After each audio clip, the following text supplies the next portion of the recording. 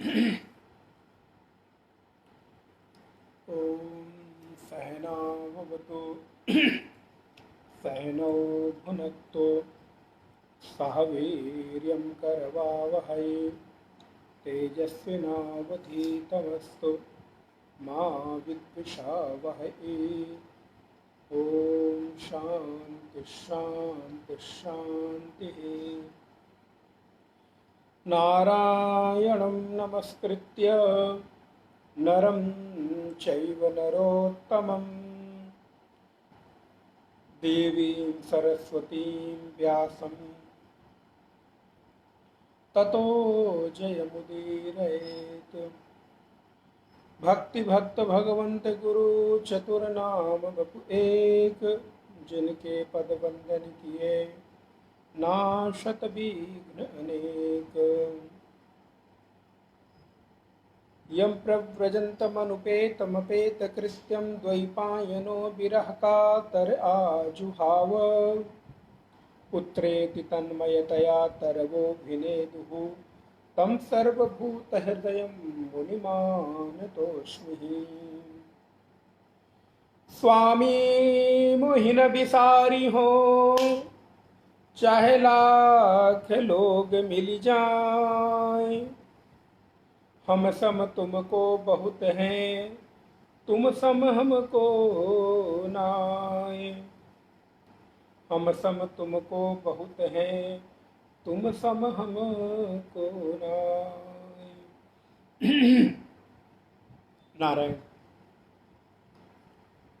भगवान की अहेतु की कृपा, उनकी प्रेरणा, मंगलमयता का ये अवसर, पावन समय पुरुषोत्तम मास के मध्य भगवान पुरुषोत्तम श्री कृष्ण के इस सुंदर बाल रूप का, लीला रूप का और उनकी अनेकानेक प्रकार की भावों के कथाओं का हम लोग रसस्वाद श्रीमद् भागवत महापुराण के 10वें स्कंद के माध्यम से कर रहे हैं, जिसमें हम लोगों ने कल 6वें स्कंद तक के विषय को देखा, जहाँ पर पूतना का वध भगवान ने किया है, पूतना के प्राणों का हरण किया है। पूतना कौन है, तो मैंने आपको कल निवेदन किया कि पूतना का आध्यात्मिक अर्थ क्या है। पूतना जो पवित्र नहीं है, जिसके भीतर वात्सल्य नहीं है, जिसके भीतर दिव्यता नहीं है, जिसके भीतर करुणा नहीं है, जिसके भीतर वात्सल्य का सर्वथा अभाव है, जो राक्षसी वृत्ति की है, जो क्रूरा है, जो बच्चों को मारने का काम करती है। पूतना लोक बालाग्नि राक्षसी रुधिराशनहा जिघांस्यापि हरे स्तनम दत्त्वा सदगतिम। बच्चों को मारने का काम करती है, खून पी जाने का काम करती है, लेकिन उसको भी भगवान ने अपनी माँ की गति दी है। जैसे माँ को जो सदगति देते हैं, क्यों दी है? क्योंकि पूतना ने किसी भी भाव से अपने स्तन का पान, अपने पयोधरों का पान भगवान बालकृष्ण प्रभु को कराया है। तो स्तन पान करने के कारण अब पूतना राक्षसी तो थी ही थी, लेकिन अब भगवान ने जब उसका स्पर्श कर लिया तो पूतना परम पवित्रा हो गई है और वो माँ के सदृश हो गई है। और माँ के सदृश होने के कारण भगवान ने उसको माँ की सदगति दी है। इसीलिए कहते हैं कि ऐसे भगवान जो इतने करुणा में है, इतने द्रवीभूत हो जाते हैं, इतने वात्सल्य के भावों से भर जाते हैं, जो पूतना उनको मारने के उद्देश्य से आती है, विष पान कराती है, उस पूतना को भी प्रभु माँ की गति देते हैं। ये भगवान कृष्ण के जैसा और कृपालु कौन होगा? कम वा कृपालु शरणम ब्रजेम। ऐसे कृपालु परमात्मा को छोड़कर, ऐसे दयालु परमात्मा को छोड़कर और किस कृष्ण की शरण ग्रहण करें? जो पूतना अपने बालक के रूप में भगवान कृष्ण को मानकर और मारना चाहती है, उस पूतना को भी हमारे बाल कृष्ण प्रभु ने माँ की गति दी है। अद्भुत है भगवान का प्रेम, अद्भुत है भगवान का सौंदर्य, अद्भुत है भगवान का वात्सल्य, अद्भुत है भगवान की करुणा कि ऐसे राक्षसी को भी भगवान ने सद्गति प्रदान की है। और पूतना आध्यात्मिक जीवन में क्या है? आध्यात्मिक जीवन में पूतना नहीं मरी है। भगवान कृष्ण ने तो पूतना को मार दिया नारायण, लेकिन अभी भी पूतना की रूप में हमारे भीतर दुराशा बैठी हुई है। हमारे भीतर जहाँ जो वस्तु, जहाँ जो व्यक्ति, जहाँ जो परिस्थितियाँ, जहाँ जो कल्पना नहीं हो सकती, उस कल्पना को मान लेना ही हमारे भीतर बैठी हुई दुराशा ही पूतना के रूप में है। और इस पूतना का शमन कौन करेगा? इस पूतना का नाश कौन करेगा? इस पूतना का नाश कृष्ण के अलावा और कोई नहीं कर सकता है। इसलिए अपने भीतर की दुराशा को मारकर उस पूतना का वध कराइए भगवान कृष्ण के माध्यम से। आध्यात्मिक जगत में पूतना का तभी संहार होगा, तभी वो मरेगी, नहीं तो नित्य पूतनाएं पैदा होती रहेगी और आपके भीतर नाना रूपों में पूतना आती रहेगी। आपके भीतर कभी वस्तु के रूप में, कभी परिस्थिति के रूप में, कभी किसी साधन के रूप में पूतना आएगी। जहां जो चीज ना होने की एक लाइन में नोट कर लीजिए, पूतना का अर्थ क्या है? जहां जो चीज ना होने की संभावना हो, वहां भी उस चीज की कल्पना करना ही आपके जीवन में बैठी हुई पूतना का अस्तित्व है। यह है भागवत का सौंदर्य। भागवत में आपको बार बार कहता हूं मेरे भाई बहन, अद्भुत ग्रंथ है। भागवत केवल नृत्य का नाम नहीं है, भागवत केवल भजन का नाम नहीं है। भजन का तात्पर्य केवल कुछ गाने बजा लेना, नाच लेना, ना। भागवत तो अद्भुत परमहंसों का ग्रंथ है। मैं बार बार आपको इसको निवेदन करता हूँ। क्यों करता हूँ? क्योंकि हमारे और आपके बीच में जो भागवत का वर्तमान रूप लोगों ने रखा है, वो इसी रूप में रखा है कि बस भागवत क्या है, 4-10 कहानियां सुना दो और कुछ नाच गा लो, कुछ उत्सव मना लो और भागवत पूरी होगी। नाना, ये परमहंसों की संगीता है। इसमें तो ज्ञानी लोग रमण करते हैं। अब पूतना का अर्थ क्या? आपने कथा सुनी, भगवान ने पूतना को मार दिया, खत्म हो गया। अरे उस पूतना को मार दिया, लेकिन आज के जीवन में वो कृष्ण मेरे भीतर जब अवतरित होंगे तो वो पूतना को कैसे मारेंगे? उस पूतना का वध किस रूप में होगा? तो दुराशा के रूप में पूतना का वध होगा। इसलिए इसका आश्रय लें। अब हम गीता इस भागवत के 7वें स्कंद में प्रवेश करते हैं। अथ 7मोऽध्याय, 7वें अध्याय में प्रवेश करते हैं। राजोवाच, श्री परीक्षित जी कहते हैं, एनावतारेण भगवान हरिरीश्वरः करोति कर्णरम्याणि मनोज्ञानी च न प्रभो। भागवत पढ़ें तो भागवत के श्लोकों का भी स्वाध्याय मनन हो। आजकल कथाएं होती हैं, 2-4 श्लोक गा दिया और पूरी हो गई कथा, पता ही नहीं चलता भागवत कहाँ गई। नहीं, पग पग पर भागवत के एक एक श्लोकों को पढ़ें, उनके पद को पदच्छेद करें, अन्वय करें, व्याख्या करें। भागवत में अद्भुत अपार ज्ञान भरा हुआ है। अब श्री परीक्षित कहते हैं, गुरुदेव, सुखदेव मुनि से कहते हैं, गुरुदेव आप ने बड़ी सुंदर सुंदर मुझे कृष्ण की कथाएं सुनाई हैं, उनके नाना प्रकार के अवतारों की कथाएं सुनाई हैं और उनकी जो मधुर लीलाएं हैं उनको सुनने से मेरे हृदय को बहुत प्रीति होती है। आप देखिए भक्तों का लक्षण क्या है। श्री परीक्षित जी जैसे भक्त का लक्षण क्या हो रहा है? परीक्षित जी कहते हैं, एनावतारेण भगवान हरिरीश्वरः करोति कर्णरम्याणि मनोज्ञानी च न प्रभु। हे प्रभु, जो जो भगवान का अवतार हुआ है उन अवतारों की कथाएं सुनाई हैं और उन कथाओं को सुनने से मेरे हृदय में प्रीति बढ़ती है। ये एक पहला लक्षण है कि आपके हृदय में भगवत कथा से प्रीति होती है कि नहीं। अब नारायण, ऐसी कथा अगर सुनने को मिले जिस कथा में भगवान की कथा को छोड़कर व्यक्ति की कथाएं हों, ऐसी कथाएं सुनने को मिले जिस कथा में भगवान की महिमा नहीं व्यक्ति की महिमा गाई जाती हो, तो उस कथा को सुनकर आपको प्रियता की अनुभूति नहीं होगी। इसलिए कथा वही अनुकरणीय है, कथा वही श्रवणीय है जहां पर व्यक्ति का नहीं भगवान का चरित्र वर्णन हो। कई बार लोग अपने व्यक्तित्व का वर्णन कथा के माध्यम से करने लगते हैं।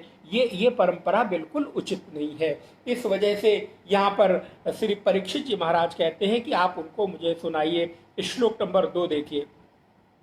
यच्छ्रवणतोपैत्यरतिर्वितृष्णः सत्वं च शुद्ध्यात् चिरेण पुंसः भक्तिर्हरौ तत्पुरुषे च सख्यं तदेव हारं वद मन्यसे चेत्। श्री परीक्षित कहते हैं गुरुदेव, उनके श्रवण करने से भगवत संबंधी कथाओं से जो व्यक्ति को अरुचि रहती है, अर्थात उनको मन नहीं करता, विविध विषयों में जो तृष्णा रहती है वो भाग जाती है। कब? बोले जब आप जैसे किसी समर्थमान गुरु के मुख से जब भगवान की कथा सुनी जाती है तो उसका श्रोता के ऊपर, साधक के ऊपर क्या प्रभाव पड़ता है? बोले पहला प्रभाव पड़ता है कि उसके भीतर से तृष्णा हट जाती है, उसके भीतर कथा सुनने की रुचि पैदा होती है। गुरुदेव भक्तिर हरौ तत्पुरुषे च सख्यम, मुझे वही भगवान की सुंदर कथाएं श्रवण कराइए, लेकिन कब? तदेव हारम वद, आप तभी बोलिए जब मन्यसे चेत। बहुत सुंदर लाइनें, अंडरलाइन करने लायक है। यद मन्यसे चेत, यदि प्रभु आप मुझे उस योग्य समझते हो तब मुझे कथा का श्रवण कराइए। देखिए कितनी बड़ी बात श्री परीक्षित जी महाराज कह रहे हैं, और वो अपनी योग्यता को स्वीकार करते हैं। अब ऐसा नहीं कि मेरी योग्यता तो गीता के एक श्लोक को भी सुनने की ना हो और मैं कहने लगूं मुझे ब्रह्मसूत्र सुनाइए, मुझे उपनिषद सुनाइए। अभी आता नहीं एक साधारण सा श्लोक, अभी आता नहीं विवेक चूड़ामणि तत्वबोध आत्मबोध दृग्दृश्य विवेक, और हमने क्या कहना शुरू किया कि नहीं नहीं मुझे तो आत्मबोध नहीं, दृग्दृश्य विवेक नहीं, मुझे तो ब्रह्मसूत्र सुनना है। नहीं भैया, जो आपकी योग्यता है तद अनुरूप आप निवेदन करिए कि मुझे वो सुनना है। यहाँ देखिए परीक्षित जी महाराज कहते हैं सुखदेव जी से कि गुरुदेव यदि आप मुझे योग्य मानते हो तभी मुझे भगवान की कथा श्रवण कराइएगा, नहीं तो हो सकता है कि भगवान की उस दिव्य कथा में मुझे कहीं संदेह ना हो जाए, मेरे भीतर कहीं किसी भी प्रकार का ऐसा भाव न आ जाए कि मैं उस कथा के अर्थ को न समझूं और भगवान के चरित्र में संदेह कर बैठूं। और आपको मालूम है भगवान के चरित्र में, भगवान की कथा में संदेह करने का फल क्या होता है। एक बार यही संदेह महारानी सती ने किया था। भगवान शिव से बोला है, झूठ भी बोला है, और भगवान राम के सामने जाकर परीक्षा लेनी चाहिए, लेकिन जो सर्वज्ञ परमात्मा है उनके सामने कौन परीक्षा लेगा। भगवान राम ने स्वयं कह दिया कि कहाँ अकेली फिर रही हो, कहाँ वृषकेतु। अरे माता, वृषकेतु कहाँ है, तुम अकेली वन में कहाँ फिर रही हो। और महाराज इतना बोलना नहीं कि सती की सारी पोल पट्टी खुल गई। सती ने जो भी आवरण बना रखा था वो सारा का सारा आवरण हट गया। तो इसलिए भगवान के चरित्र में कभी संदेह नहीं, कभी परीक्षा नहीं करनी है। योग्यता है तो उसे समझो, नहीं योग्यता है तो मत श्रवण करो, प्रणाम करके आगे बढ़ जाओ। कम से कम संदेह के दोष से, कम से कम संदेह के पाप से तो आप बच जाओगे। परीक्षित कहते हैं गुरुदेव अब आप मुझे भगवान की अन्य बाल लीलाओं का वर्णन कराइए, मुझे श्रवण कराइए। श्री सुखदेव कहते हैं, श्लोक नंबर 4 देखें। श्री सुक उवाच कदाचिदौत्थानिक कौतुकाप्लवे जन्मार्क्षयोगे समवेत योषिताम् वादित्रगीतद्विज मंत्रवाचकैः चकार सूनोरभिषेचनम सती। सुखदेव कहते हैं, हे परीक्षित, एक बार की बात है। क्या हुआ? एक बार की बात में क्या हुआ? तो बोले भगवान लगभग 3 महीने के हो गए हैं, बालकृष्ण प्रभु 3 महीने के हो गए हैं। और सुयोग से देखिए उसी दिन उनका जन्म नक्षत्र भी पड़ा है, अर्थात जिस जन्म नक्षत्र में, रोहिणी नक्षत्र में भगवान पैदा हुए, तीसरे महीने भी वो जन्म नक्षत्र पड़ा है। क्योंकि हर नक्षत्र एक माह में एक बार आ जाता है, क्योंकि 27 नक्षत्र होते हैं। तो नारायण अब वो जन्म नक्षत्र पड़ा है, तो जन्म नक्षत्र पड़ने के कारण आज भगवान की एक सुंदर लीला हुई। लीला क्या हुई? भगवान कृष्ण ने करवट बदली है। पालने में लेटे लेटे अपने आप 3 माह के कृष्ण ने, 3 माह के उस बालक ने करवट बदली है। अच्छा, जब करवट बदली तो तब तक दृष्टि किसकी पड़ी? बोले तब तक दृष्टि माता जी की पड़ गई, महारानी रोहिणी की, अथवा महारानी देवकी यशोदा की पड़ गई दृष्टि। और जब यशोदा की दृष्टि पड़ी तो यशोदा जी ने क्या कहा? अब देखो महाराज, जब घर में माताएं अपने मन से कुछ करना चाहती हैं तो पति महोदय को आदेश नहीं करती, बस खाली उनको बता देती हैं। माने उनको निवेदन नहीं करती, उनको आदेश करती है। हाँ, उनको बता देती ये काम है, ये करना है। अब महाराज यशोदा जी ने भी क्या कहा नंद बाबा को? सुनो जी, आप लोग भी ऐसे कहते हो ना, हे जी, सुनो जी, क्या हुआ जी? तो इशारों इशारों में बात हो जाती है, पता भी नहीं चलता महाराज।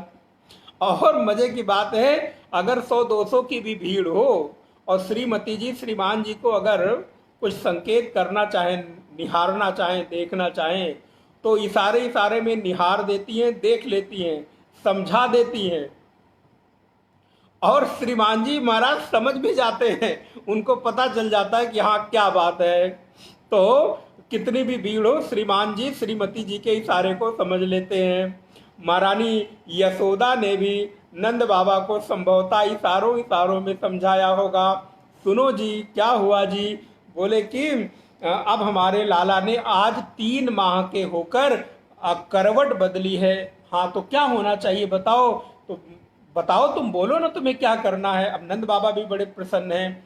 तो श्री यशोदा मैया कहती हैं कि हम उत्सव मनाएंगे। अरे यशोदा, उत्सव तो मनाओगी, लेकिन किस खुशी में? बोले करवट बदलने की खुशी में। तो बोले इनविटेशन में क्या लिखोगी? कौन से दिन में तुम उत्सव मना रही हो? अरे भाई, कोई तो डे लिखा जाता है ना, मैरिज एनिवर्सरी लिखते हो, बर्थडे लिखते हो, या कोई कोई, अब मैं नाम नहीं लेता, प्रपोज डे और कौन कौन सा डे आप करते हो। हाँ, तो ऐसे किसी को बुलाने के लिए कोई डे तो निश्चित होना चाहिए। तो कौन सा दिन, क्या नाम रखोगे उस दिन का? तो महारानी यशोदा कहती हैं, अरे नंद बाबा, बालक ने जब करवट लिया है तो आज का दिन होगा औत्थानिक डे, औत्थानिक दिवस। बोले जे का होवे? नंद बाबा कहते मोए तो नाय पतो जे का होवे। तो महारानी यशोदा कहती हैं, तुमको नहीं मालूम, मैं बता रही हूँ, आज का ये बड़ा स्पेशल डे है, और इसको कहते हैं, जिस दिन बालक करवट लेता है उसको कहते हैं औत्थानिक डे, औत्थानिक दिवस। तो महाराज नंद बाबा की भी सहमति मिल गई। फिर क्या था? यशोदा मैया ने ब्राह्मणों को बुलाया। देखिए, सबसे पहला काम माता यशोदा यही करती है, ब्राह्मणों को बुलाती हैं, वेदोच्चार कराती हैं, मंत्र का पाठ कराती हैं, अभिषेक पूजा कराती हैं, उनको अन्न वस्त्र माला गायों का दान करती हैं। और इसके बाद महारानी यशोदा ने अपनी सखियों को इनविटेशन भेज दिया। अब इनविटेशन क्या, बस खाली एक बार कहना ही तो है कि आज नंद महल में उत्सव मनाया जाएगा। अब उत्सव मनाया जाएगा तो सारी नंद महल की ओर जो गोपियां हैं दौड़ी चली आती हैं। यशोदा का एक इशारा तो मिले और महाराज सब लोग चलती हैं, और चलते चलते क्या कहती हैं, या देखकर कि कहीं मेरे लाला को नजर न लग जाए, ऐसा करके माता यशोदा खूब बढ़िया से उनको सजाती हैं, वस्त्र पहनाती हैं। हाँ, झीने झीने वस्त्र पहनाती हैं, झवेलियाँ पहनाती हैं। आप पहनाते ना छोटे बच्चे को एकदम पतला सा कपड़ा, झीना सा, ऐसे ढीला ढीला कपड़ा पहना दिया है, काजल लगा दिया है, मस्ती पर काजल टीक दिया है मस्तक पर। और महाराज बालकृष्ण प्रभु को देखा कि अब भगवान दूध पी रहे हैं, और दूध पीते पीते उनको नींद आने लगी। तो ऐसा माता यशोदा को लगा कि मेरे लल्ला को थकान हो गई है, ये सो रहा है। तो तो इसलिए उसको धीरे से सैया पर लिटा दिया, पालने में लिटा दिया। और पालने में लिटाने के बाद थोड़ी देर बाद देखा तो श्याम सुंदर भगवान बाल कृष्ण प्रभु दुग्ध पीने के लिए, उनको जो कि बहुत जल्दी जल्दी भूख लगती है छोटे बच्चे को, तो वो स्तन पीने के लिए रोने लगे। श्लोक नंबर 6 देखिए। औत्थानि कौत्सुक्यमना मनस्विनी समागतान् पूजयति व्रजौकस नैवा शृणोद वै रुदितं सुतस्य सा रुदन स्थानार्थिः चरणाबुदक्षिपत नैवा शृणोद वै रुदितम सुतस्य सा। वो जो बालक है वो रोने लगा। और रोने क्यों लगा? बोले रुदन स्तनार्थी ही, स्तन के लिए, पयोधर के लिए, स्तन पान करने के लिए रोने लगे, दुग्ध पान करने के लिए रोने लगे। उसी समय मनस्विनी यशोदा जी उत्सव में आए हुए जो भी ब्रजवासिनी थी, गोपियां थी, उनका स्वागत सत्कार करने में तन्मय हो रही थी। इसलिए भगवान बाल कृष्ण प्रभु की रोने की लीला, रोने की आवाज उनको सुनाई नहीं दी। और इतने में भगवान तो बड़े जिद्दी हैं, बालक जिद्दी होते ही हैं। रोते रोते उन्होंने अपने पांव को उछालना शुरू किया। भगवान बाल कृष्ण पालने में लेटे हैं और लेटे लेटे ही पांव को उछालना शुरू किया। और जब पांव को उछालना शुरू किया तो श्री कृष्ण एक छकड़े के नीचे सोए हुए थे, क्योंकि ऐसा कहा जाता है कि पालने में जहाँ भगवान सोए थे वहाँ धूप आ रही थी। तो मैया को लगा कि हमारे बच्चे को धूप न लग जाए, तो वहाँ उन्होंने गेट के बाहर एक छकड़ा रखा हुआ था द्वार पे। छकड़ा माने जानते हैं? बैलगाड़ी, लाइक बैलगाड़ी आप समझ लें, जिसके ऊपर सामान रखा जाता है। तो उस बैलगाड़ी के नीचे छाया होती है, छकड़े के नीचे, वहाँ ले जाकर पालना रख दिया है। और भगवान अभी उस अपने पाँव से धीरे धीरे अपने पाँव को ऊपर ही कर रहे हैं। तब तक देखते क्या है कि भगवान बाल कृष्ण का कोमल कोमल गुलाबी सा नन्हा पाँव उस छकड़े में लग गया ऊपर की ओर। और जैसे ही ऊपर की ओर लगा, नारायण उतना बड़ा भारी छकड़ा उलट गया, वो बैलगाड़ी उलट गई। और जब बैलगाड़ी उलटी तो उसके ऊपर रखा हुआ जो दूध, दही, घृत आदि था, उसकी मटकियां भी फूट गई हैं, उसके बर्तन भी गिर पड़े हैं। और जब छकड़ा उल्टा, बैलगाड़ी उल्टी, उस पे से बर्तन गिरने लगे जो दूध, दही, घी के थे। तो सभी की दृष्टि उधर गई, अरे ये क्या हो गया, ये क्या हो गया। तब तक देखते हैं कि सारे के सारे लोग उधर दौड़ पड़ते हैं, क्योंकि सब लोग उत्सव में व्यस्त थे। लेकिन जैसे हुआ सारे लोग दौड़ पड़े। यशोदा और रोहिणी भी दौड़ पड़ी हैं, गोप ग्वाल भी दौड़ पड़े और नंद बाबा भी आए। अरे क्या हो गया, छोटे से बच्चे के ऊपर कहीं चोट तो नहीं लग गई। लेकिन देखते क्या है सहसा कि भगवान तो बड़ी ही मुस्कुराहट भरी भाव के साथ पालने में लेटे हुए खेल रहे हैं। लेकिन छकड़ा अपने आप उलट गया, सारे लोग बात करने लगे। तब तक बीच में एक गोपी कहती है, नहीं नहीं, अपने आप नहीं उल्टा है, इसको तो इस बालक ने उल्टा है। अरे रामा, किसी को भरोसा ही ना हो कि एक नन्हा सा छोटा सा बालक, उसके पैर के लगने से इतना बड़ा भोग पदार्थों से भरा हुआ ये बैलगाड़ी, ये छकड़ा कैसे उलट सकता है। कोई विश्वास नहीं कर रहा है। अंत में भगवान को माता ने गोद में लिया है, लालन पालन करने लगी हैं। और यशोदा जी को तुरंत लगता है, महाराज ये माताओं को ना अपने बच्चे को कुछ भी हो जाए तुरंत उनको लगता है ये कोई भूत प्रेत ग्रह का खेल है। वो बीमार हुआ ऐसा नहीं मानती, सबसे पहले तो वो झाड़ फूक ही करेंगी। हमारी भारतीय नारियों, भारतीय माताओं का तो लालन पालन का यही तरीका है। और महाराज उसका लाभ भी मिलता है। हाँ, मोर के पंख से। एक और आपको छोटा सा भाव उपाय बता देता हूँ, हालांकि यद्यपि मेरा वो विषय नहीं है। अगर बालक को कभी नजर लग जाए, छोटे बालक को, तो आप अपने घर में मोर पंख रखिए, तो मोर पंख से भी आप बालक की नजर उतार सकते हैं उसके ऊपर से। ऐसे ऐसे 2 4 6 बार गायत्री मंत्र पढ़ते हुए, महामृत्युंजय मंत्र पढ़ते हुए, गुरु मंत्र पढ़ते हुए, अथवा कोई वैदिक स्वस्ति वाचन मंत्र पढ़ते हुए उस बालक की नजर सकते हैं। और ये उतारनी चाहिए समय समय में। महाराज फिर माता यशोदा को लगा कुछ तो गड़बड़ है। उन्होंने पुनः ब्राह्मणों को बुलाया, तुरंत ब्राह्मणों को बुलाती हैं और वेद मंत्र का पाठ कराती हैं और उनको गोदी में लेकर स्तनपान करने लगती हैं। तो श्री सुखदेव कहते हैं, परीक्षित ये लीला हो रही है। अच्छा, ये लीला तो हो रही, लेकिन ये छकड़ा बीच में कैसे आ गया? तो बोले ये जो छकड़ा है ये क्या है? ये हिरण्याक्ष का पुत्र था, उसका नाम था उत्कच। तो ये हिरण्याक्ष का पुत्र उत्कच था, ये बहुत बलवान था, हट्टा कट्टा था। एक बार यात्रा करते समय उसने लोमस ऋषि के आश्रमों के वृक्षों को कुचल डाला। तो लोमस ऋषि के आश्रम के वृक्ष जब कुचल डाला, तोड़ फोड़ डाला, तो नारायण लोमस ऋषि ने श्राप दे दिया, अरे दुष्ट, जा तू देह रहित हो जा, देह रहित हो जा। उसी समय उसका जो देह है वो जैसे सांप का केचुल होता है, छूटने लगता है, ऐसे ही उसका शरीर भी गलने लग गया, गिरने लग गया।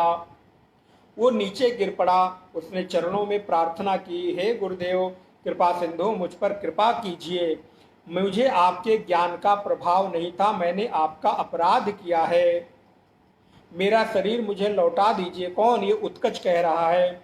लोमस ऋषि प्रसन्न हो गए, क्योंकि नारायण महात्माओं का क्रोध भी भक्तों के लिए वरदान बन जाता है। महात्मा लोग क्रोध में भी यदि कुछ कह दें तो भी वो वरदान सिद्ध होकर उनके हित का ही कार्य करता है। तो इसलिए महात्मा क्रोध करे तो परेशान मत होना, लेकिन आप महात्माओं पर क्रोध मत करना, नहीं तो आप महात्माओं पर क्रोध करोगे तो आपको तो बड़ा भारी पाप लगने वाला है। तो यहाँ लोमस ऋषि प्रसन्न हो गए। उन्होंने कहा, जाओ मैं तुझे एक वरदान देता हूँ, आश्वासन देता हूँ। वैवस्वत मनवंतर में जब श्री कृष्ण के चरणों का स्पर्श होगा तो तू पुनः अपने शरीर को प्राप्त कर लेगा।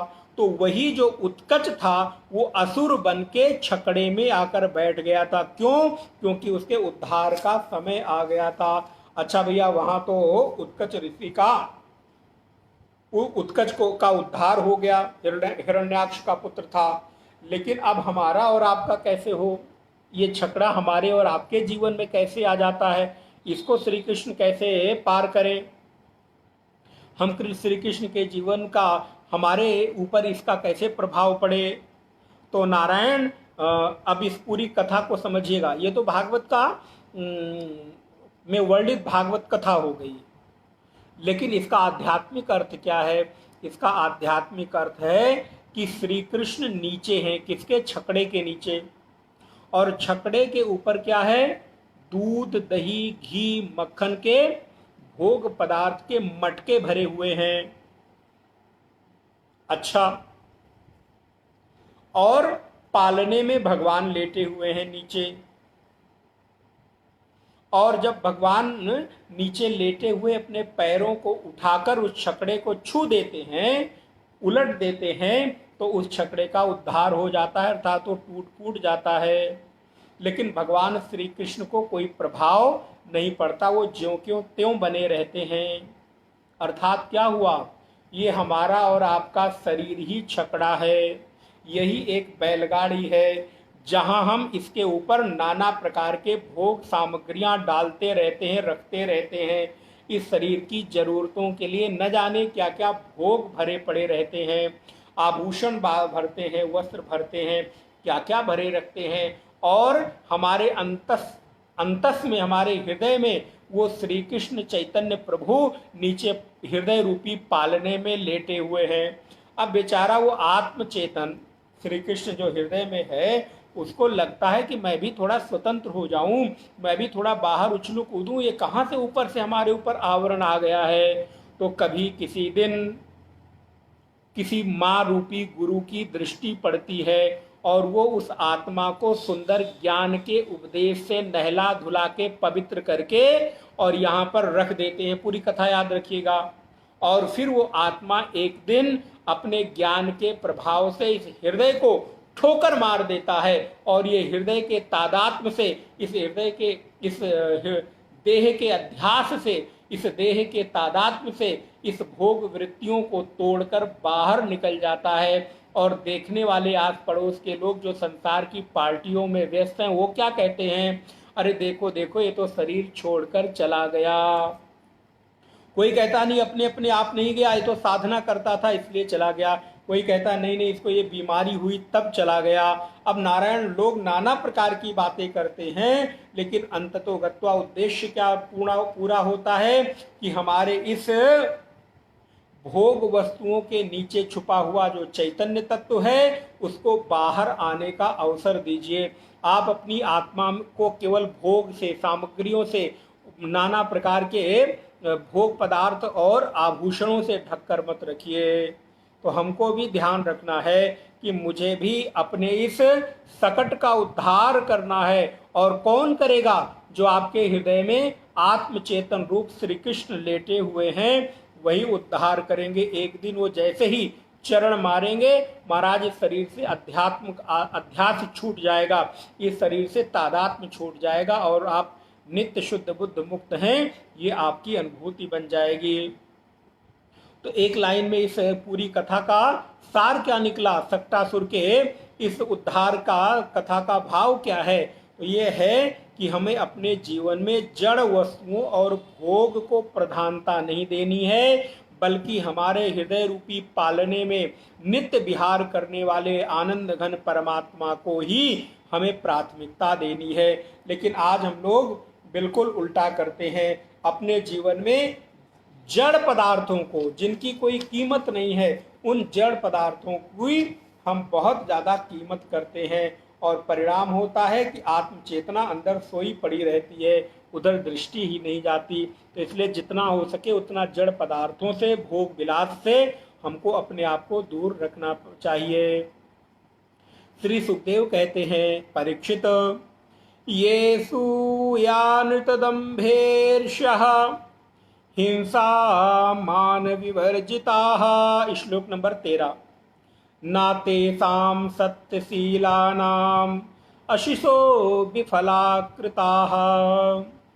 जो किसी के गुण में दोष नहीं निकालते, झूठ नहीं बोलते, ईर्ष्या, दंभ और हिंसा नहीं करते हैं तथा अभिमान से रहित हैं, वो सत्यशील ब्राह्मणों का आशीर्वाद कभी विफल नहीं जाता। इसलिए ब्राह्मणों को ये श्लोक जरूर पढ़ना चाहिए। दसम स्कंद के 7वें अध्याय का 13वां श्लोक। कौन से ब्राह्मण का आशीर्वाद विफल नहीं जाता? बोले जो कभी किसी में गुण किसी के गुणों में दोष नहीं निकालते, कभी मिथ्या वाचन नहीं करते, कभी दंभ, ईर्ष्या और हिंसा नहीं करते, कभी अभिमान नहीं करते। ऐसे जो आचरण करने वाले ब्राह्मण हैं, वो जो बोल देते हैं उनकी वाणी सत्य हो जाती है। श्री सुखदेव कहते हैं, परीक्षित एक दिन की बात है। क्या बात है? तो बोले एकदा आरोहमारूढ़म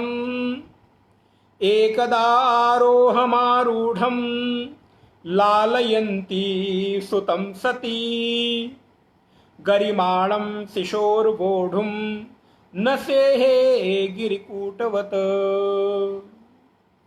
एक दिन मैया यशोदा अपने लल्ला को गोदी में लेकर बैठी हुई थी और महाराज अपने प्यारे लल्ला को बड़ा लाड प्यार कर रही थी।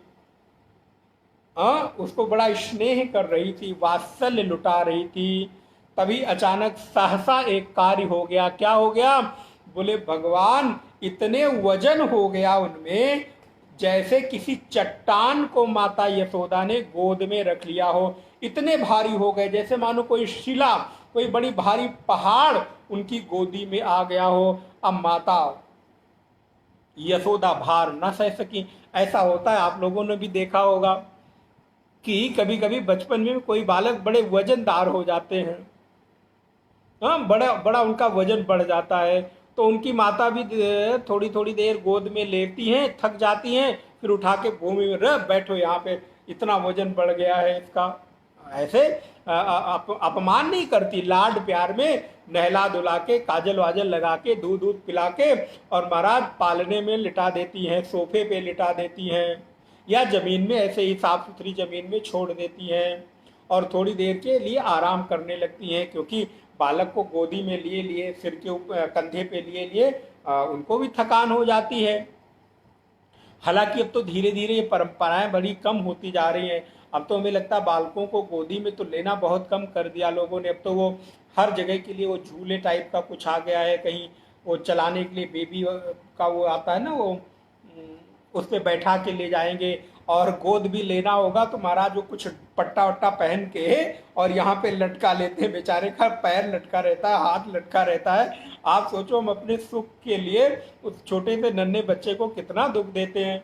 अब महाराज वो गले में कुछ पहन लेती है। आप लोगों ने देखा होगा आजकल जो नई नई माताएं बन रही हैं नए फैशन के दौर में, तो महाराज कुछ पहन लिया और उसमें उसका दोनों पैर नीचे लटका दिया, हाथ इधर लटका और कस दिया बेल्ट से, और महाराज लेके चल रही है, पीछे रख लिया। अब वो बेचारा कितना, हाँ, और जब मन होगा तो बीच बीच में उसके गाल को पकड़ के ऐसे ऐसे ऐसे ऐसे हिला देंगी। अब बताओ बेचारे को इतना कसा है। अब मेरी इच्छा हो रही है उसको लाड प्यार करने की, उसको चूमने की इच्छा हो रही है, उसको प्यार करने की इच्छा हो रही है, तो छोटे से नन्हे से बालक का गाल चूंकि बहुत बड़ा होता है, निकला रहता है, कोमल कोमल रहता है, बड़ा गुलाबी गुलाबी रहता है, तो अक्सर देखा होगा लोगों ने लोगों का प्यार क्या होता है, उस बच्चे के गाल को पकड़ के ऐसे ऐसे ऐसे ऐसे ऐसे ऐसे ऐसे ऐसे हिलाते हैं। अब पता नहीं लोगों को क्या मिलता है महाराज। अरे भैया अभी आपका कोई ऐसे ऐसे पकड़ के हिलाए तो कितना कष्ट होता है, दर्द होता है। वो नन्हा सा छोटा सा बालक है, कोमल त्वचा है, बिल्कुल अभी गुलाबी सी, और गुलाबी से रंग में कोमल सा भाव है, चमड़ा भी मजबूत नहीं हुआ है, और उस बालक के गाल को आप पकड़ के हिला रहे हो तो उसको कितना कष्ट होता होगा। इसलिए व्यक्ति अपने सुख के लिए उस बच्चे को भी दुख देता है, और वो कहता है कि मैं इसको लाड प्यार कर रहा हूँ। अरे भैया काहे का लाड प्यार, तुम्हारा गाल पकड़ के ऐसे ऐसे हिलाऊं तो तुम्हारा लाड प्यार निकल के आएगा।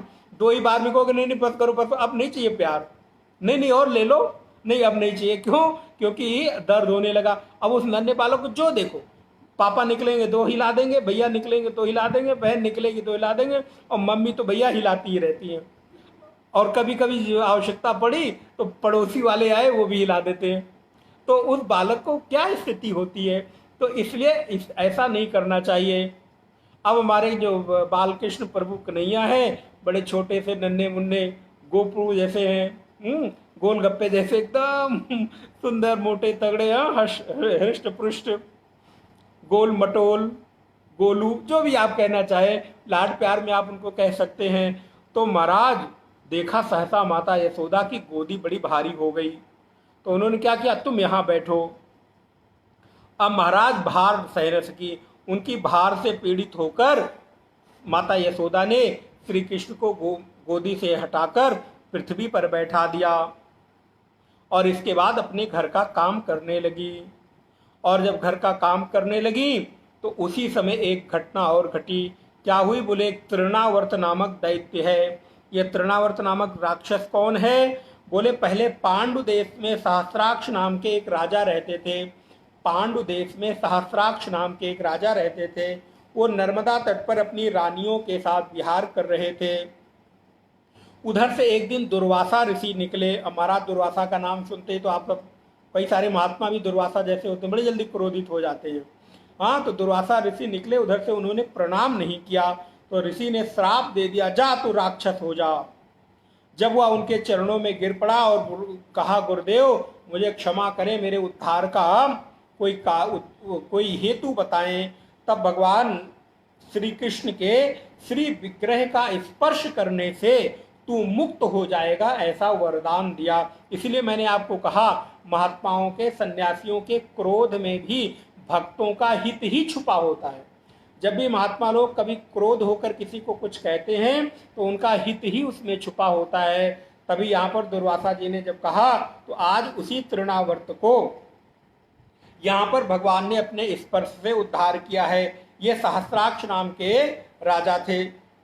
अब वहां पर दुर्वासा जी के श्राप से ये राक्षस बन गया, तो वही आज तृणावर्त रूप धारण करके ब्रज में आया है और भगवान श्री कृष्ण से अपना उद्धार कराना चाहता है।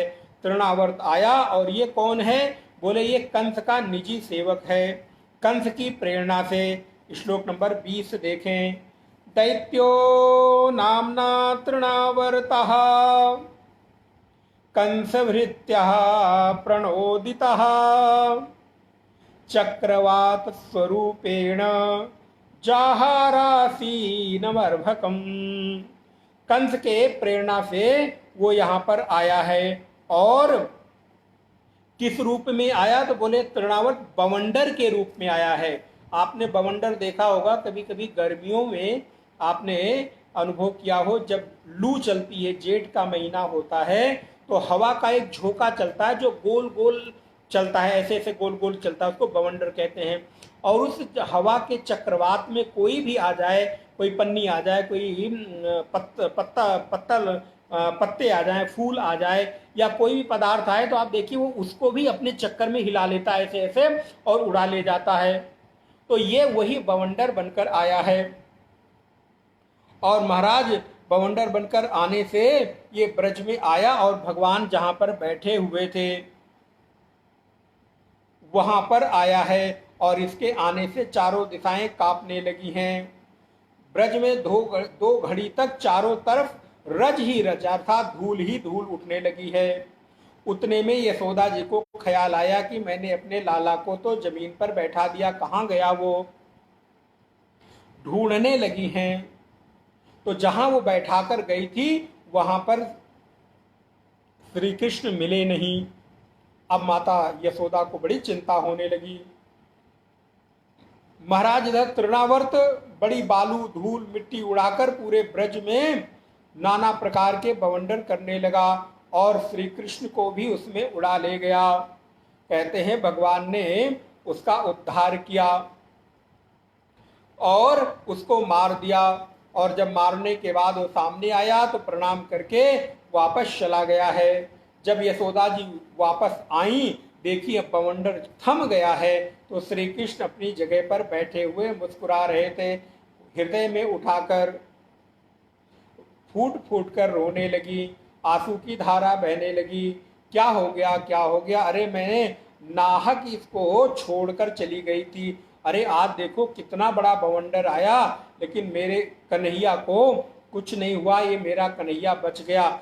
जरूर ही किसी ने हमारी रक्षा की है। अब महाराज पुनः भगवान का स्मरण करके एक एक अंग को भगवान की रक्षा करने के लिए उन्होंने आवाहन किया है और भगवान बालकृष्ण प्रभु ने तृणावर्त का उद्धार किया है। अब ये तृणावर्त कौन है? तो ये तृणावर्त हमारे और आपके जीवन में क्रोध के रूप में आता है। हमारा जो आवेश है ना, हमारा जो क्रोध है, वही तृणावर्त है। और आप देखिए जब हमारे जीवन में भी क्रोध आता है तो ये क्या लेकर आता है? बवंडर ही लेकर आता है, विवाद ही लेकर आता है। ये हमारा आवेश, इस आवेश में जो भी कोई आ जाए उसको हम उड़ा देते हैं। महाराज विचार करिएगा, ये भागवत की बड़ी गूढ़ कथाएं हैं, ये खाली ऐसी नहीं है। ये बवंडर जो तृणावर्त को मारा है भगवान ने, ये हमारे और आपके जीवन में आवेश के रूप में, क्रोध के रूप में आता है, अभिचार के रूप में आता है। और महाराज जो भी आया उसको मैंने उड़ा दिया, उसको ही दो चार गालियां दे दी, उसको ही कुछ कुछ कह दिया। कुछ लोग ऐसे ही होते हैं महाराज, अपने आप को पता नहीं क्या होते, कुछ नहीं, उनके पास सामर्थ्य कुछ नहीं, लेकिन बोलने में इतने प्रभावशाली होते हैं कि अपने से छोटे बड़े का ख्याल भी नहीं करते और किसी को भी कुछ कुछ कह देते हैं। बहुत बड़ा पाप है ये।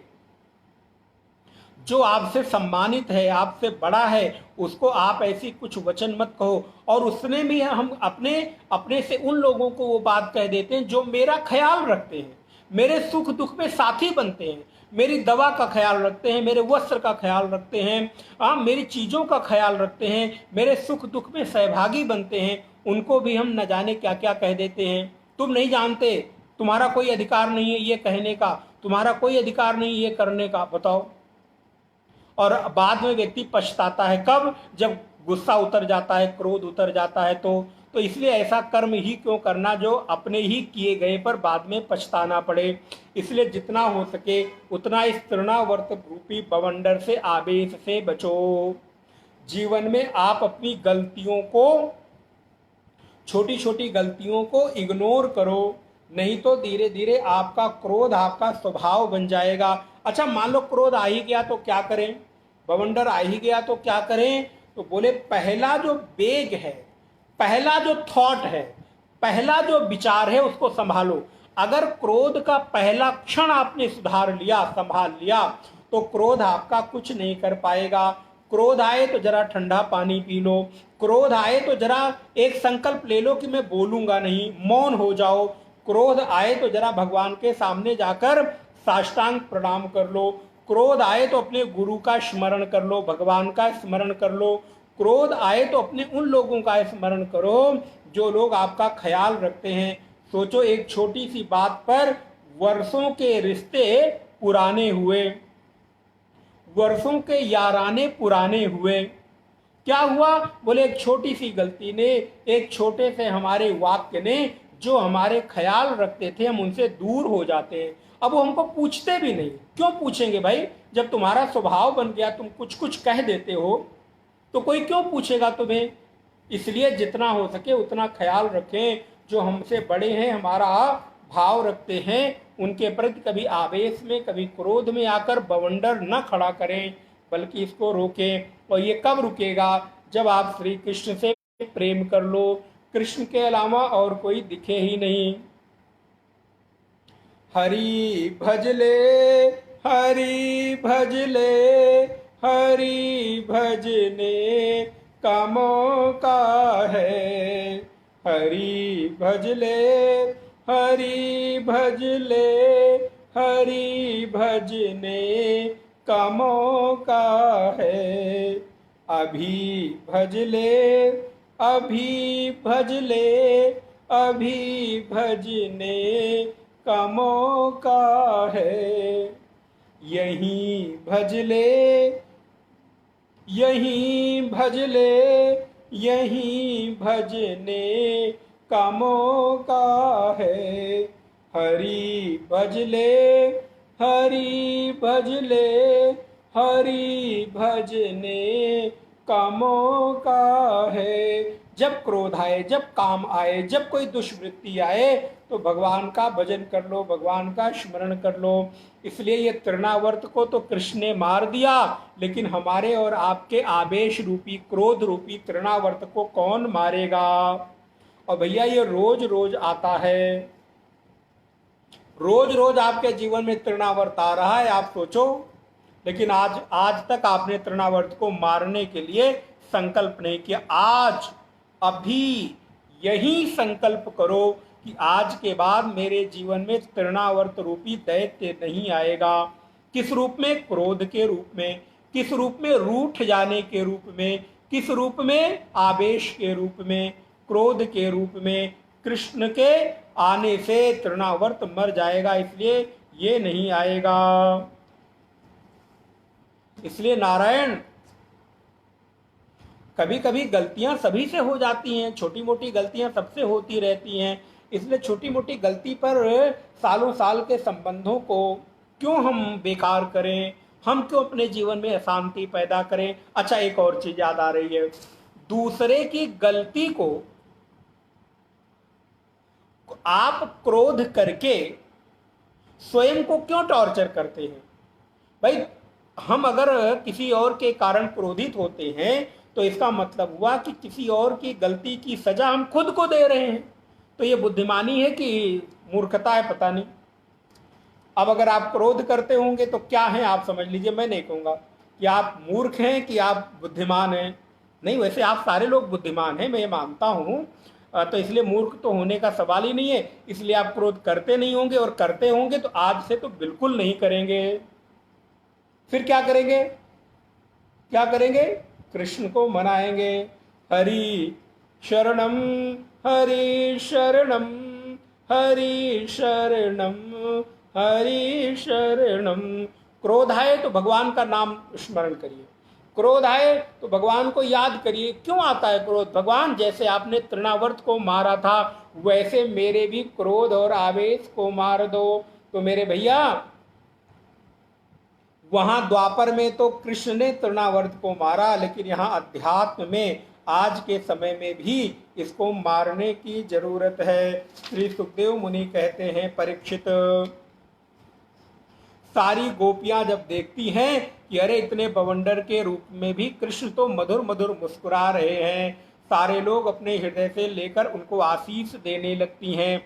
और अब सारे लोग भगवान श्री कृष्ण की प्राणों के लिए अब चिंतित होने लगे, क्योंकि हर आए दिन कुछ ना कुछ हो रहा है। अभी देखिए, पूतना आई, फिर सक्टासुर आया, फिर तृणावर्त आया, तो ये देख देख के सारे लोग अब परेशान होने लगे हैं। और सभी लोग कहते हैं, श्लोक नंबर 31 देखिए, अहो बत्याद्भुत में राक्षस, अहो बतात्याद्भुत में रक्षसा, बालो निवृत्तिम गमितोऽभ्यगात् पुनः, हिंस्रस्व पापेन विहिसिन्तः खलः, साधु समत्वेन भयाद् विमुच्यते। देखो देखो, ये तो किसी साधु पुरुष के ही कृपा से हम लोग इससे बच गए, नहीं तो कितने हिंसक दुष्ट लोग इसको खा जाते। इस प्रकार की सारे लोगों ने बात करना शुरू किया। फिर सारे गोप ग्वाल गोपियां मिलकर ये कहती हैं कि हमने न जाने कौन सा तप किया था, कौन से भगवान की पूजा की थी, कौन सा कुआं बाग और प्याऊ लगवाया था, बाग बगीचे लगाए थे, यज्ञ आदि कर्म किया था, दान किया था, जिसके परिणाम स्वरूप हमारे जीवन में ये सुख लौट आया है, नहीं तो पता नहीं आज क्या हो जाता। अवश्य ही कोई तो सौभाग्य की बात है। तब तक नारायण नंद बाबा चिंता में बैठे हुए हैं और वो ये महावन में घट रही सारी घटनाओं को देखकर वसुदेव जी का ख्याल करते हैं। देखो देखो, वसुदेव जी ने बिल्कुल ठीक ठीक कहा था, वैसा ही हो रहा है। फिर श्री सुखदेव कहते हैं, परीक्षित, एक दिन की बात है, एकदा भर्कमादाय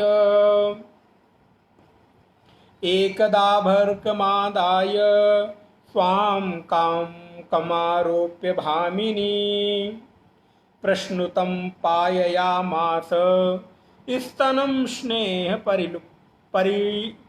परिप्लुताः। कहते एक दिन की बात है, यशोदा जी अपने प्यारे लल्ला को लेकर गोद में बैठाकर बड़े प्यार से स्तनपान करा रही थी, और स्तनपान कराने से उनका जो वात्सल्य भाव था वो बहुत उमड़ रहा था, क्योंकि स्त्री के भीतर वात्सल्य बहुत होता है और स्त्री तो माँ का रूप धारण करके ममत्व के रूप में वो बहुत ही अधिक प्रेम पूर्णा हो जाती है। स्त्री में स्त्रीत्व की पूर्णता तभी आती है जब वो माँ बनती है। तो कहते हैं, तो वात्सल्य के स्नेह से इस प्रकार सराबोर हो रही थी माता यशोदा कि उनके स्तन से स्वयमेव दुग्ध निकल रहे थे बालकृष्ण प्रभु के लिए। लेकिन भगवान तो प्रायः दूध पी चुके थे, लेकिन और अधिक पीते चले जा रहे थे। भगवान के इस दुग्ध पान को देखकर श्री यशोदा मैया को थोड़ी चिंता हो गई। चिंता क्या हो गई?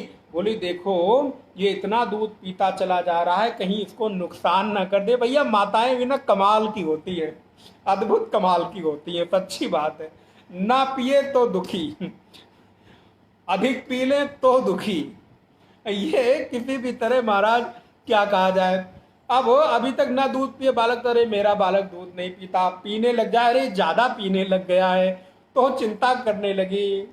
माताएं, सच में प्रणव में मेरी माताएं, आपका वात्सल्य, आपकी भावना अद्भुत है, अभिनंदनीय है। तो भगवान के दूध को पीते हुए देखकर माता यशोदा सोचती, अरे आज तो लाला बहुत ही दूध पी गया है, कहीं इसके पेट को कुछ पेट में खराबी न करे, कहीं इसका स्वास्थ्य ना बिगड़ जाए। अब माता को क्या पता, ऐसा भाव जब माता यशोदा ने किया तो उसी समय महाराज भगवान श्री कृष्ण को जम्हाई आ गई। आप लोग भी जब थक जाते हैं ना, उबासी जिसे कहते हैं, जम्हाई लेना, उसी समय भगवान श्री कृष्ण को जम्हाई आ गई। भगवान श्री कृष्ण की जमाई को जब देखा तो माता यशोदा का तो दिमाग चकरा गया है, वो एकदम खड़ी की खड़ी रह गई। उनको दिमाग में कोई बात ही ना आए, क्यों, क्या हो गया? क्योंकि श्री कृष्ण के मुख में अब माता ने कृष्ण को ना देखकर क्या देखती हैं? श्लोक नंबर 36 और 37 देखिए, खम्रोदसि ज्योतिरनीकमाशाः सूर्येन्दुवह्नि स्वसनाम्बुधीश धीर्ष द्वीपाननागास्तदुद्वितानि द्वीपाननागास्तदुत्रिवनानि भूतानि यानि स्थिरजंगमानि सावीक्ष विश्वं सहसा राजन् संजात बेपथुः सममिल्य मृगसवाक्षिः नेत्रे आसीत सुविस्मिताः। भगवान ने जब जमाई ली तो मैया ने देखा कि अरे इसमें तो आकाश दिख रहा है, अंतरिक्ष दिख रहा है, ज्योतिमंडल दिख रहे हैं, नक्षत्र तारे सूर्य चंद्रमा दिख रहे हैं, दिशाएं दिख रही हैं, अग्नि चंद्रमा दिख रहे हैं, वायु समुद्र दिख रहा है, द्वीप दिख रहा है, पर्वत दिख रहा है, नदियां दिख रही हैं, वन दिख रहा है, चराचर प्राणी भगवान श्री कृष्ण के मुख में दिखाई देते हैं। परीक्षित, माता यशोदा ने कन्हैया के मुख में इस प्रकार का रूप देखकर सहसा वो आश्चर्यचकित हो गई, उनका शरीर कांपने लगा और उन्होंने अपनी आंखें बंद कर ली। क्यों? क्योंकि उनको लगा अरे ये क्या हो गया, मेरे बालक को कहीं कुछ हो तो नहीं गया, क्या क्या दिखाई दे रहा है। भगवान श्री कृष्ण मुस्कुराए और उन्होंने मानो मन में ही कहा, मैया यशोदा तू तो कह रही थी मैं तो बहुत दूध पी गया। अरे क्या दूध पी गया, मैं कोई अकेले थोड़ो ना दूध पी रहा हूँ। देखो देखो मेरे अंदर कौन कौन रहता, नक्षत्र तारे सूर्य चंद्र रहते हैं, नदियां पर्वत गिर वन रहता है, ये सारे के सारे लोग हमारे भीतर रहकर पोषण पाते हैं। इसलिए थोड़ा बोड़ा नहीं, पूरा का पूरा विश्व का दुग्ध भी मैं अगर पी जाऊं तो भी मुझे नुकसान नहीं करेगा, क्योंकि मेरे से ही तो पूरा विश्व पोषण पाता है। इसीलिए माता की उस अनिष्ट की आशंका को निवृत्त करने के लिए भगवान ने यहाँ पर विराट रूप का दर्शन कराया है। भगवान ने अपने मुख में नाना प्रकार के इन प्रकृति का दर्शन कराया है। और मैया तू घबरावे मत, तू कितनों भी दूध पिलाए देगी, मोह को कबहू नुकसान ना करेगो। ये ब्रज भाषा में ऐसे कहते हैं। हाँ, थोड़ी थोड़ी बीच में बोल लेनी चाहिए। तो अरे मैया तो मोह को कितनों भी दूध पिलाए देगी, मोह को कबहू नुकसान ना करेगो। क्योंकि मेरे तो भीतर बहुत सारी प्रकृति रहे हैं, सूर्य चंद्र नक्षत्र तारे सब रहते हैं। तो माता को बड़ा आश्चर्य हुआ, उन्होंने आंखें बंद कर ली। तो उनका बताओ, उनको विराट रूप दर्शन दिखा रहे थे तो उन्होंने आंखें क्यों बंद कर ली? आंखें इसलिए बंद कर ली क्योंकि माता यशोदा वात्सल्य के कारण डर गई, कहीं मेरे लाला को कोई बीमारी तो नहीं हो गई, कहीं ऐसा तो नहीं हो गया कि कुछ उसके जीवन में अनिष्ट हो जाएगा। इसलिए उन्होंने आंखें बंद कर ली। और नारायण माता यशोदा भगवान कृष्ण को लेकर लालन करने लगी हैं, वात्सल्य करने लगी हैं। इति श्रीमद्भागवते महापुराणे पारमहंस्यां संहितायां दशमस्कंधे पूर्वार्धे तिरुनावर्त मोक्षो नाम सप्तमोऽध्यायः। सप्तम अध्याय यहाँ पर विश्राम लेता है। अब हम अष्टम अध्याय में प्रवेश करें। आज का प्रसंग बहुत सुंदर अष्टम अध्याय का है, इसको हम कल देखेंगे। अब अभी तो भैया नामकरण नहीं हुआ है लाला का। अभी तो कोई लाला कहता है, कोई छोरा कहता है, कोई कान्हा कहता है, कोई कानू कहता है, जो जिसके मन में आता है सब कहते रहते हैं। कोई लल्ला कहता है। तो इसलिए नाम न खराब हो जाए मेरे बच्चे का, जल्दी से नामकरण कर लो। और आजकल तो हमारे माता पिता जो नए नवीन अभी युगल हैं, माता पिता बनने के पहले पेट में बालक आया नहीं माँ के गर्भ में तभी नामकरण कर देते हैं महाराज। लड़का हुआ तो ये नाम रखेंगे और लड़की हुई तो रामा रामा। हम कितने एडवांस है सोचो। जन्म होने के पहले ही पेट में आया, अभी 1-2 महीने 3 महीने का हुआ तो पत्नी कहती है लड़का हुआ तो मैं ये नाम रखूंगी, और पति कहता है लड़की हुई तो मैं ये नाम रखूंगी। महाराज अभी पैदा नहीं हुआ, नाम को लेकर अभी झगड़ा शुरू है। और फिर अंत में नाम क्या रखते हैं? बोले महाराज ऐसा नाम रखेंगे रेहान, हाँ ऐसा नाम रखेंगे टिंकू, पिंकू, मिंकू, चिंकू। नारायण नारायण कह कौन कौन से नाम रखेंगे जिस नाम का कोई अर्थ नहीं हो। तो अगर नामकरण करना ही है तो जरा भागवत से नाम ले लो, विष्णु सहस्रनाम से नाम ले लो, खूब सुंदर सुंदर, या किसी सदगुरु से नाम पूछ लो, किसी आचार्य संत से नाम पूछ लो। लेकिन अब आपको वो नाम पसंद ही नहीं आएंगे। अब आपको तो न जाने वो टिंकू पिंकू में याद रहता है, तो वो नाम पसंद आएगा। खैर, तो अब यहाँ पर श्री सुखदेव कहते हैं, परीक्षित अभी भगवान का नामकरण नहीं हुआ है। एक दिन महाराज नंद बाबा को लगा अब मेरे बच्चों का नामकरण हो जाना चाहिए। तो अब नामकरण की लीला प्रारंभ होती है। इसके लिए उन्होंने गर्गाचार्य का आवाहन किया है। गर्गाचार्य कौन है? तो कहते हैं गर्गाचार्य पुरोहित हैं, कुल पुरोहित। श्री सुक उवाच गर्गः पुरोहितो राजन् यदूनां सुमहातपाः वज्रं जगामनन्दस्य वसुदेव प्रचोदितः। सुखदेव कहते हैं, परीक्षित यदुवंशियों के कुल पुरोहित थे श्री गर्गाचार्य जी। कैसे हैं? बड़े बड़े तपस्वी हैं। वसुदेव जी की प्रेरणा से वो एक दिन नंद बाबा के गोकुल में पधारे हैं। और जब नंद बाबा ने, वसुदेव जी ने की प्रेरणा से नंद बाबा को ये पता चला कि वो गोकुल में आए हैं, अपने आप नहीं आए, वसुदेव जी ने ही भेजा है, जाओ जाओ वहां आपका एक काम है। तो श्री नंद बाबा को लगा कि अरे यहाँ पे तो हमारे कुलगुरु पधारे श्री गर्गाचार्य जी महाराज। तो उन्होंने गर्गाचार्य जी को प्रणाम निवेदन करके और दोनों बच्चों के नामकरण के लिए प्रार्थना की है। अब नामकरण में तो समय लगता है, गर्गाचार्य जी ने तैयारी की है और तैयारी करके नामकरण की प्रक्रिया प्रारंभ करते हैं, जो कि हम लोग कल के प्रसंग में देखेंगे, जहां पर कल भगवान का नामकरण किया जाएगा। 2 बार भगवान का नाम स्मरण। गोविंद मेरो है, गोपाल मेरो है, गोविंद मेरो गोपाल मेरो है, श्री बाके बिहारी नंद लाल मेरो है, श्री बाके बिहारी नंदलाल मेरो है, गोविंद मेरो है, गोपाल मेरो है। वो तो ब्रज को बसैया ब्रजराज मेरो है, वो तो रास रचैया रसराज मेरो है, गोविंद मेरो है, गोपाल मेरो है, गोविंद मेरो है, गोपाल मेरो है, श्री बाके बिहारी, श्री बाके बिहारी नंदलाल मेरो है, गोविंद मेरो है, गोपाल मेरो है, गोविंद मेरो है, गोपाल मेरो है।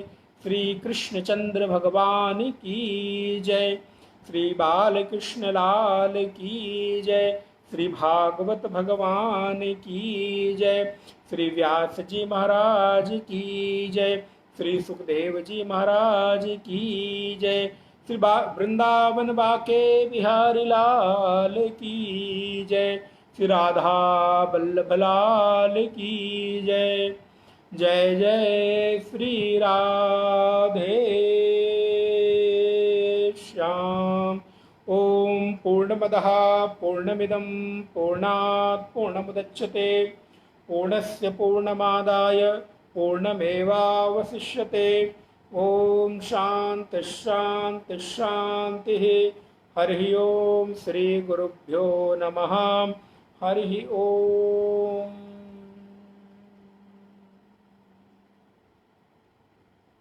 आप सभी का बहुत बहुत आभार, अभिनंदन। कल पुनः इसी समय मिलते हैं।